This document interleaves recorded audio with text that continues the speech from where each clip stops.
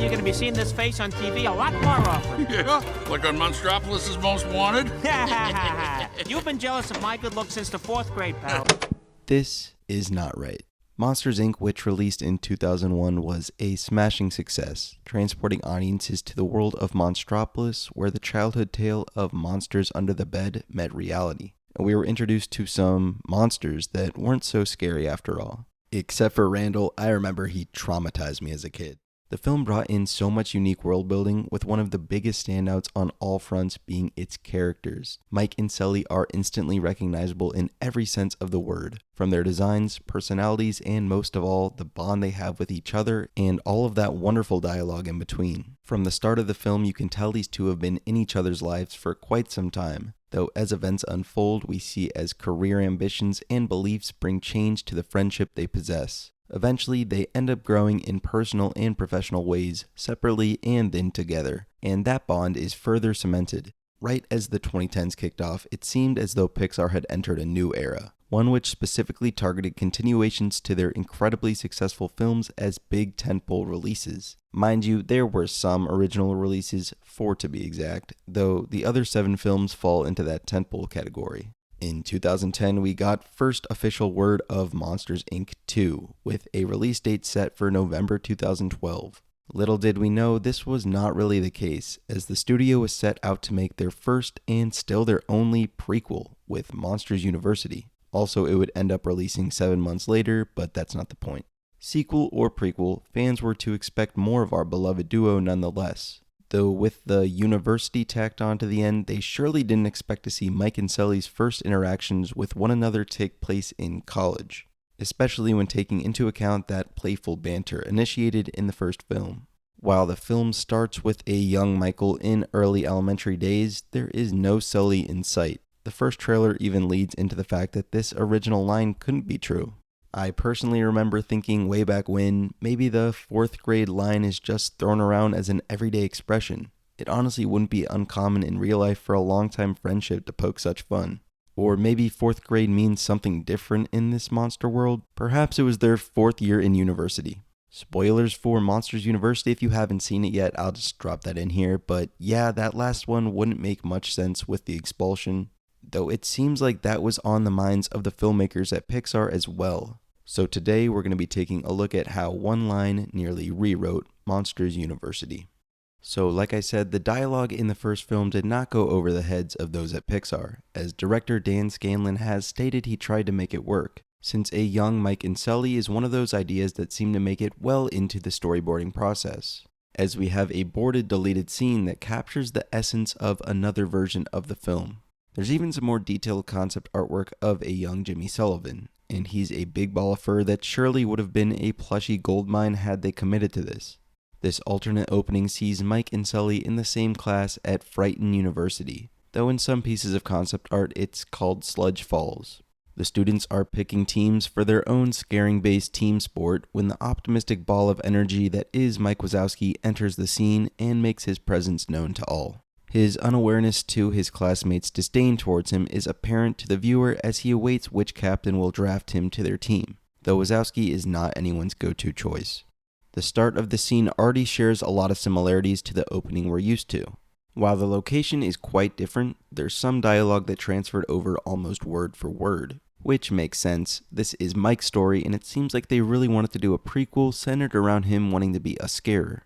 In the final product, we got a glimpse of him being ignored and overlooked, as nobody wanted to be his field trip buddy, and the idea of him not belonging was at a location that made a lot more sense for an aspiring scarer, on a scare floor. Mike is picked last, as they needed somebody to fill out the teams, though the other kids see another monster, seemingly new to the school, jumping around, fairly scattering every animal in sight, and Mike is off the team. And just like that line from the final release, it's stated to Mike that scaring is for real monsters, albeit this location is a lot less appropriate for such a jab. That new kid is, as you guessed, the soon-to-be top scarer, James P. Sullivan, and he's already a big deal not only because the other students see his capabilities as a scarer, but his lineage is apparently common knowledge, with everybody talking about his father, the famous scarer, though Sully has no interest in joining any sort of scare team. In this rivalry deleted scene, Mike leads in with a spark of arrogance as he attempts to reclaim his spot on the team, and then goes in to insult the scaring techniques of this young Sully. It seems as though by this point Mike is much more familiarized with the art of scaring. He's already read every book on it and is ready to insult this random kid on his education, specifically with how his dad taught him. This brings them from petty insults to fighting and eventually to the principal's office. They are posed with the question on if they'll be friends or enemies, as they're bound to be in each other's lives for at least the remainder of grade school here. And as the title Rivalry suggests, they chose the latter. We got a really fun montage of the two in their class photos from 1st to 7th grade. The scene has the same essence as the montage of Mike and Sully one-upping each other in the midst of their first semester, and it's quintessential to their relationship in the film. It's just unexpected seeing it so early on here. For their 8th grade photo, Sully is prepping the best way to get at his arch nemesis, packing a snowball in a cooler.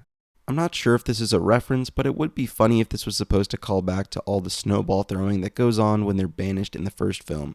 Though Mike never shows up to school, and as the other kids state to Sully, his little friend is moving away.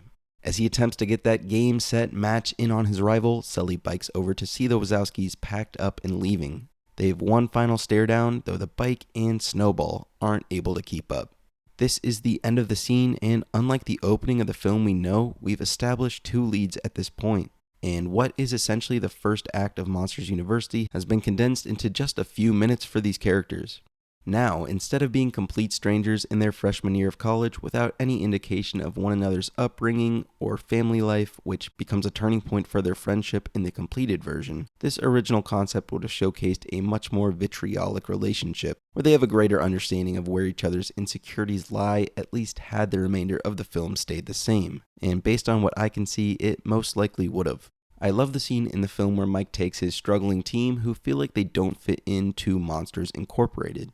It's a wonderful callback to his initial journey as it shows where he first found this passion that he's been pursuing for a decade by this point, as well as how all these different types of monsters do in fact belong. And I think this calls into attention why this alternate version really doesn't work for the viewer's connection to our protagonist. As in the final film, he clearly has interest in the field, but even with just the opening title sequence, we see how after getting to experience his profession firsthand, he learns everything there is about the topic, collects all the scare cards, and works harder than any monster could. He pursues these dreams not because of anybody but himself.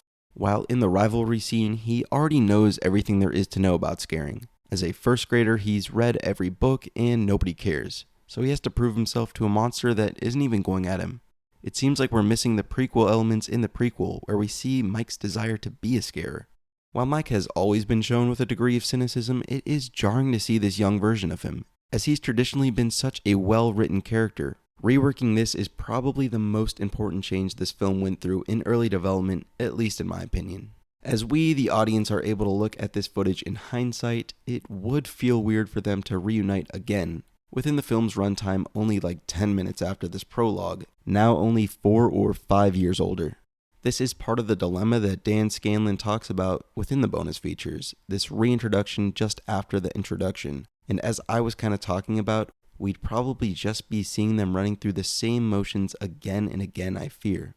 Perhaps in this alternate version, Mike and Sully would have randomly been paired together as roommates, and Randall would have been seen elsewhere. Though, I don't know, these two really hated each other by the end of their first semester. I can't imagine they would still feel that way in this alternate cut, because they do just seem like low-key friends that are just ragging on each other in their early days here. Sully also seems exceptionally sad that really the only person he talks to is leaving. I feel like they'd be hyped to see each other once again, but maybe I'm just reading that all wrong. In the case of young Sully, the leading distinction of the two versions, they do foreshadow one of his biggest struggles in Monsters University, which is living up to his father, as Mike makes fun of him, saying his dad taught him poorly, and the other students point out how he has no technique. I feel like Sully should have been the one to move away, like he was failing so much that they had to find a new education elsewhere. Maybe that was the angle they were taking with Mike here though, as he himself didn't appear to be as focused on studies. By the end of the clip, it honestly felt like this movie could have been Sully's story, taking that protagonist spot once again, and while I'm pretty sure that wasn't something on the drawing board, it does call into the fact that the storyline wasn't putting their protagonist front and center. And not being able to fully articulate your protagonist's motivations is going to lead to a lot of supporting elements within the story to fall apart. When developing the story for this prequel, Scanlon states that to be respectful of the original film's dialogue, they either had to go with this scene or do a full Monsters Elementary movie, and I guess baby Looney Tunesify the franchise at a feature-length level.